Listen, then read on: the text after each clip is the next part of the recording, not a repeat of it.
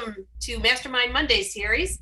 Cheryl DiGirolamo here, your RRC NER president for 2020. And usually I do the wrap up with announcements, but while we're waiting for our guest speaker, I just thought I'd run through them quickly for you. So Tuesday, starting last Tuesday, there's free Tuesdays available for you to share the link with non-CRS RRS members. So feel free to check that out every Tuesday. I believe it's 1 o'clock from last Tuesday through August 11th. So put that in your book. You can need a little jolt on Tuesday. And we're working up towards our CRS week. This year it's September 1 through the 25th. And we have classes every day, beginning, I do believe, at 1, selling virtually with Richard Waystack, selling luxury homes with Jack Cotton, social media and communication apps with Tim Herr, how to handle virtual negotiations with Dale Carplin, and trends and insights for 2021 with Lee Brown. Again, that's the week of September 21 through the 25th. I've put those announcements also in, there's Laurel, in CRS group page, and then also our regular page. So we're gonna welcome Laurel. I do believe she is joining us. There she is, there's her pretty face. Hi Laurel, welcome. I'm Cheryl DiGirolamo, the president for the New England region. Welcome. There we go. Can you hear me? There you are. Yes. So, Laurel, we are super excited to have you here on Mastermind Mondays. Nora, did we ever think that we would get this far with Mastermind Mondays, that now we're down to niches and to talk about divorce and cover the world? Right? Right. How crazy. So, Laurel Starks is a recognized court-appointed expert and trained neutral in family law cases involving real estate matters. Her focus on divorce-related real estate has led to over $150 million in sales volume throughout Southern California and is often regarded by her peers as the pioneer of the divorce real estate niche. Laurel has advised, consulted, and testified in hundreds of divorce cases, facilitating the sale of real property, as well as providing fair market valuation reports and testimony thereto. She is a national speaker on topics pertaining to real estate and family law. Attorneys, judges, and other legal professionals have come to rely on Laurel's knowledge, judgment, integrity, as well as her ability to explain complex real estate matters to those affected by them. Laurel, we are super excited to have you here on Mastermind Monday, which is hosted by myself and Nora Lynch. And we're thrilled to see what you've brought for our realtors here in New England and how they can develop a real estate divorce niche. Thank you so much for having me. I want to make sure you can hear me okay, just fine, right? Yes. Okay, perfect. So I had to take a little emergency road trip, so I am tuning in from the car, but I would not miss this for the world. So thank you for coming along with me, and so we are in a really interesting time in divorce real estate, especially with COVID. So what I want to do is give you all some pretty tactical things that you can use in order to build your business in divorce real estate, and understanding why, especially now, we're needed more than ever in real estate. So a few things. So I am, like you all graciously introduced me, I have built a divorce real estate business here in Southern California for over the last 15 years. And my business has been pretty much since I say day 2, it has been focused on divorce real estate. I am court appointed by attorneys here in Southern California. That is not something that was ordinarily done in my area, but because I've worked with our courts and with our attorneys so much, we realized the necessity for realtors to play a much more integral role in the divorce process than just having, 2 divorcing people just go hire any listing agent off the street.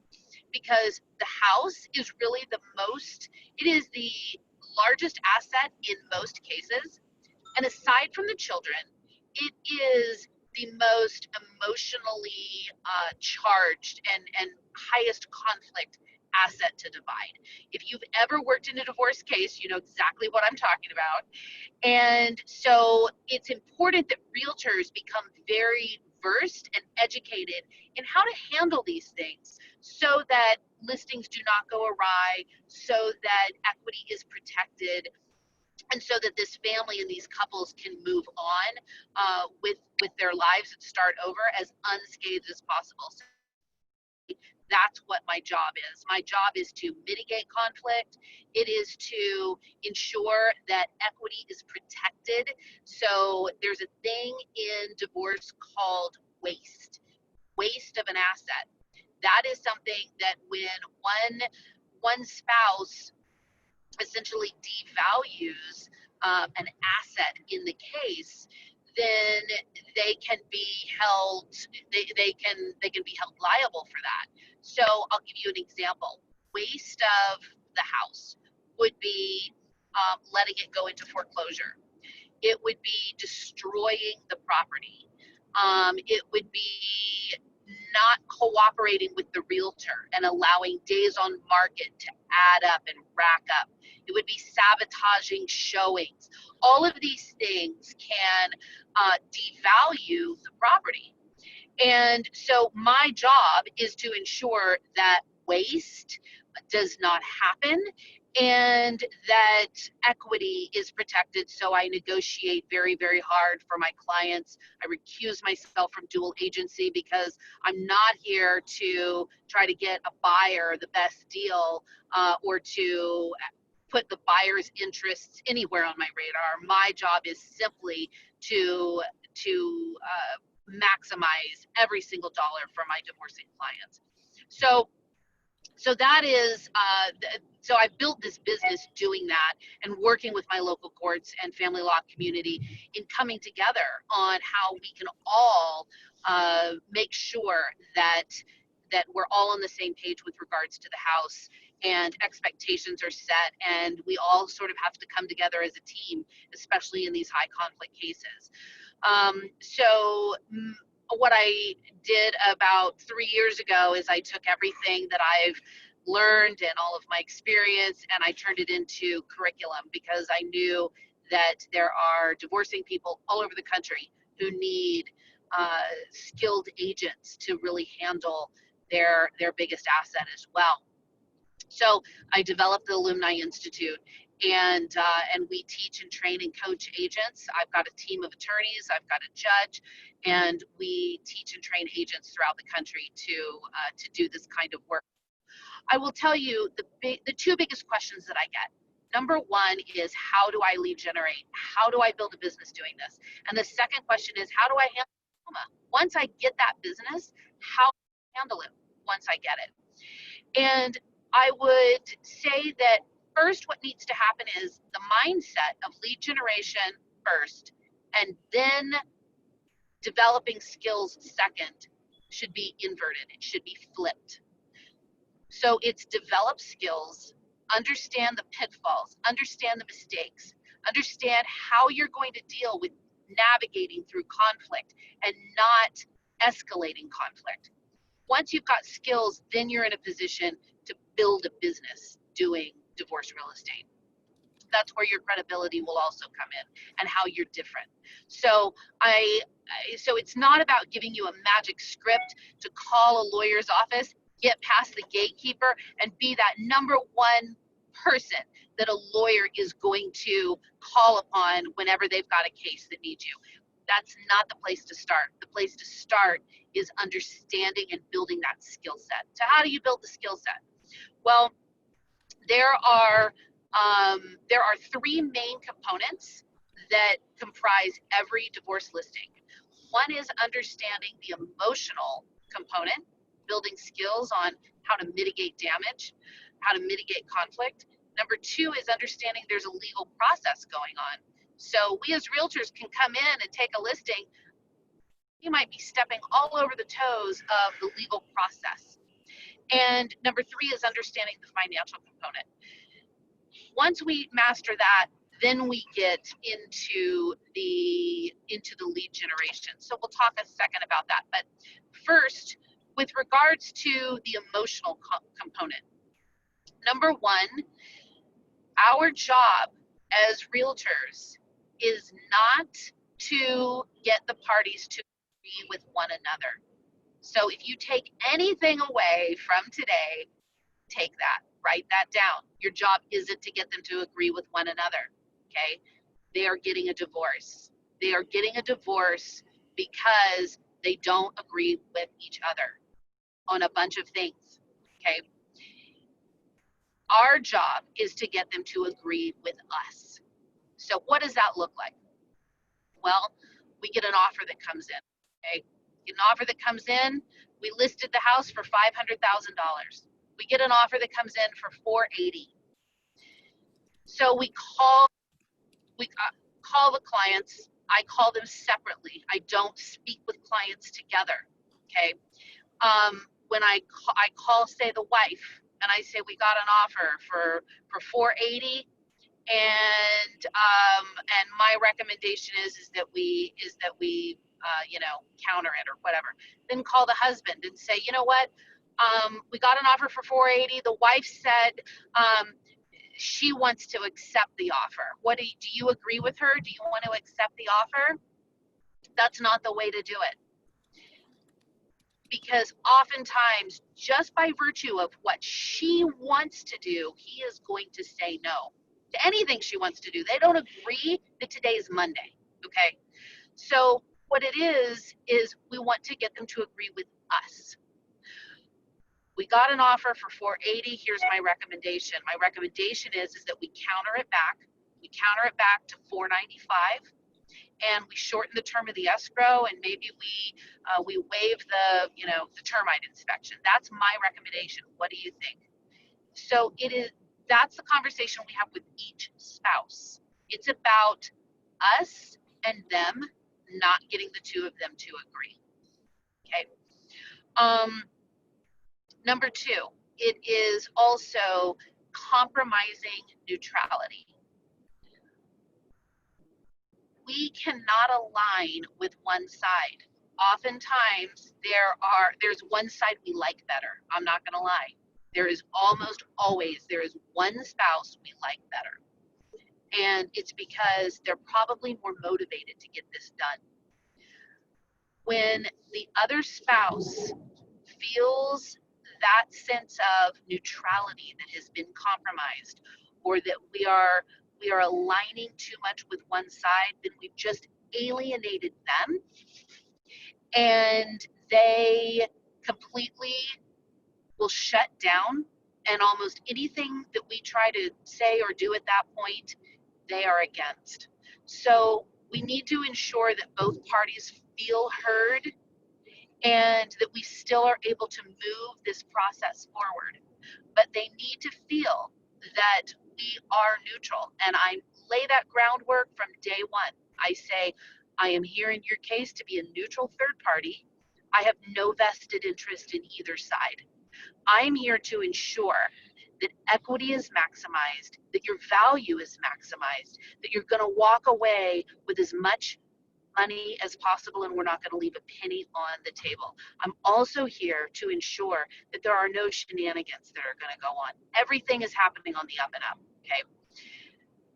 We might have in divorce, sometimes there will be, let's say the wife really wants to keep the house.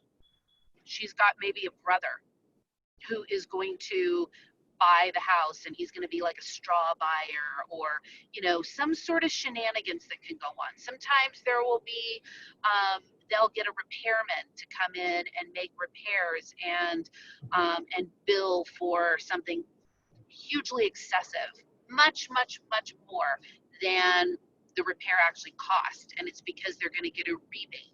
So there's just know and understand that there are all kinds of shady things that can happen. I've had clients that have put liens on their own properties in order to, they've had their parents put a lien on a property so that the lien has to get paid, and then there could be a lot of dirty tricks that people play. Our job is to ensure that doesn't happen. So that is really is really number two.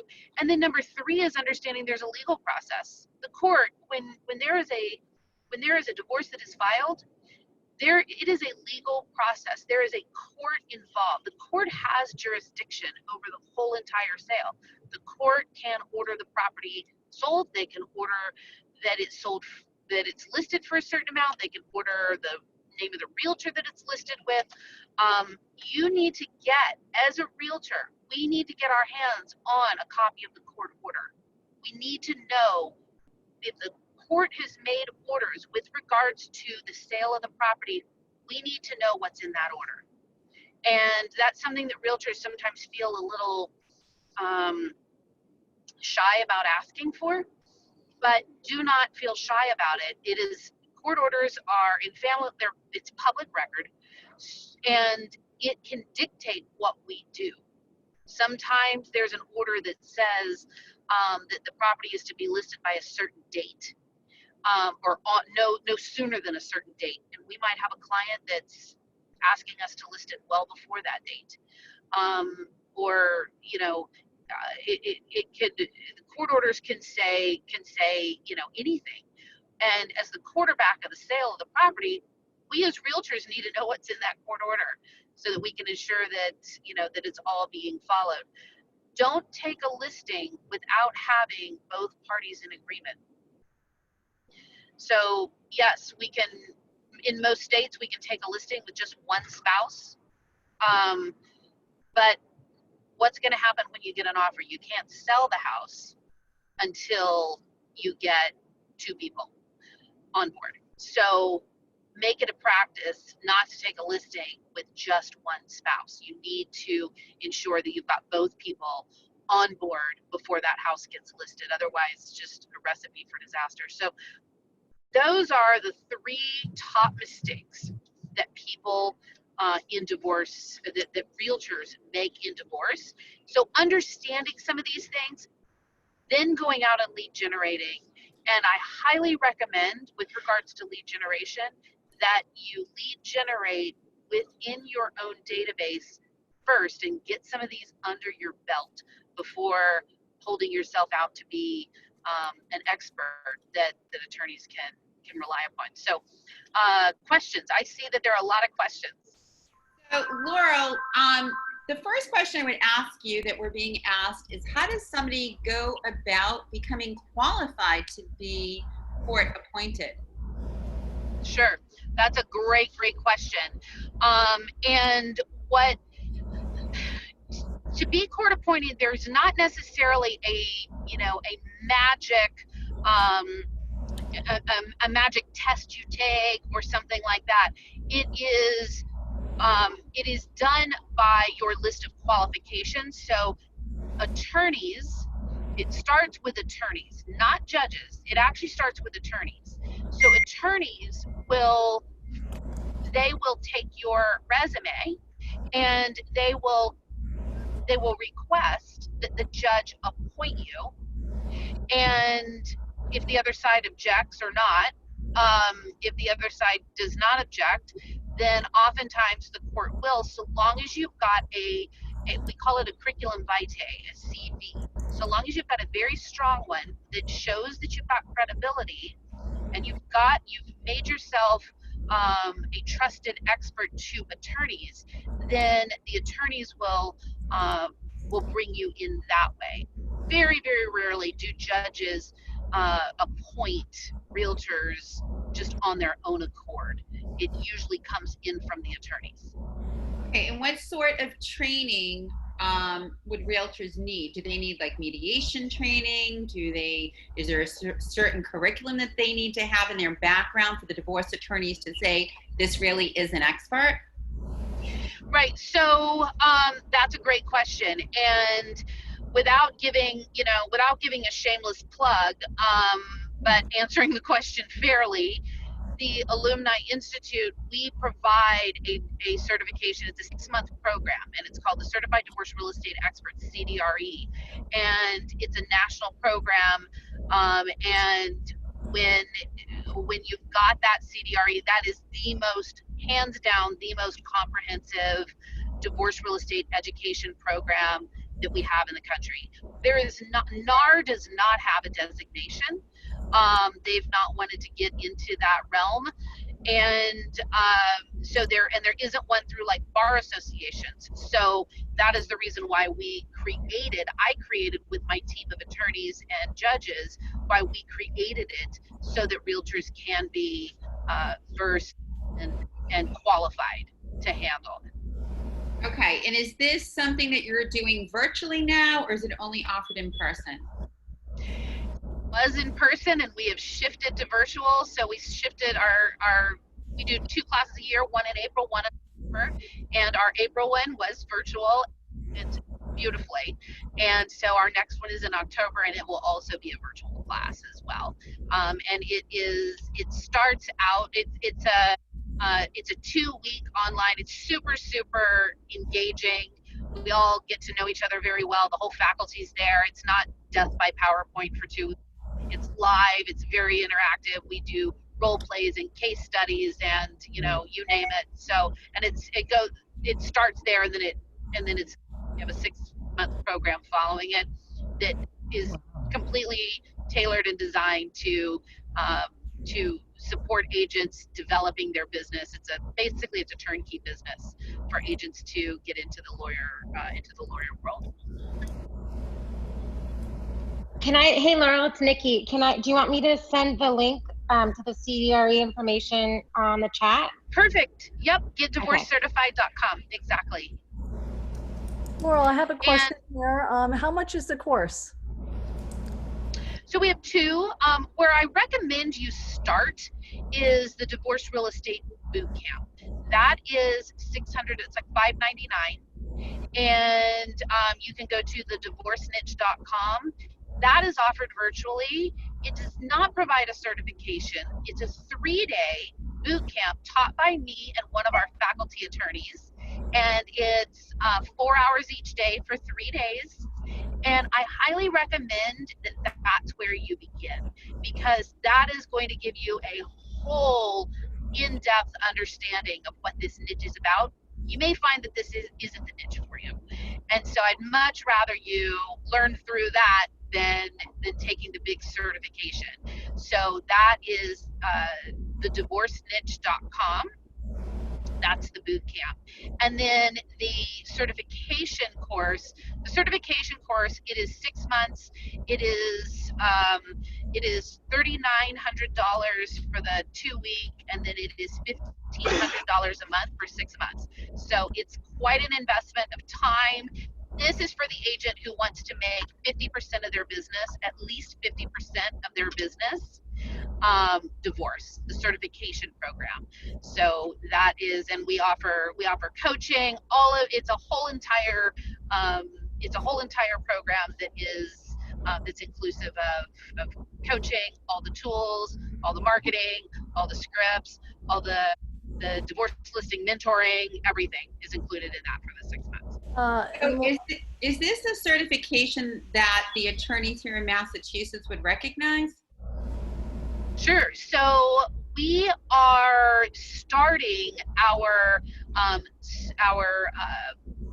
continuing legal education in all throughout the country. So we have got a continuing legal education program. It's called Raising the Bar, and it is starting in September. We are providing continuing. Oh, I think Laurel has frozen up, Nora. I think she has, but I think we got her back. Laurel, do we have you back? Can you hear me? Yes, we can hear you now. Okay. Am I back? Yes. Yeah. Okay, perfect.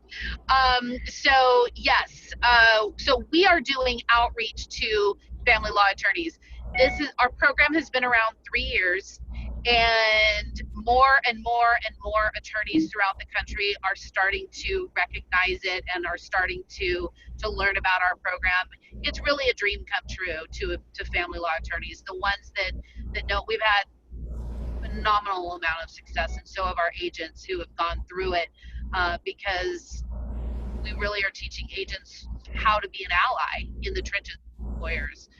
getting When them you, through do you these drill things. down on specific states? For example, in New England, we have 6 different states here on this call, but I mean, obviously Right. it varies state to state. So do you have kind of drill down on certain state rules and regs in the law? Yeah, so we are national program, and when we developed the course curriculum, we took into account that real estate is different state to state, and the law is different state to state. So there are certain statutes, there are certain case law, there's certain um, I'm drawing a blank. Why am I drawing a blank? There's certain anyway, something I was going to say, case law and statutes. Community property versus equitable distribution. So in New England, you're pretty much all equitable distribution, not community property states. So our team of lawyers, so our certification program is taught by our whole team of lawyers as well as me, and we do research on every single of one of our students who's coming in, and we do local research to make certain things applicable. The vast majority, 95% of our curriculum is absolutely applicable nationwide. And then there are some nuances that we do a little bit of research that we need to tweak for each person. Right. Awesome. So this was super wonderful, right, Nora? It was great. Amazing. Unbelievable. Laurel, thank you so much for taking time from your busy schedule to join our realtors here in the New England region.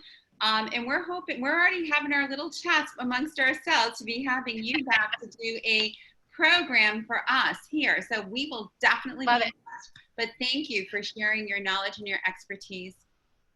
I would absolutely love it, and know that during this time of COVID, when people are together, that's when we see divorce rates spike. That's why January is divorce month, because they've been together for the holidays. So the need for trained realtors has never been higher. So I'm super passionate about it, and we can talk offline. I'm happy to offer even some online courses and whatnot for you.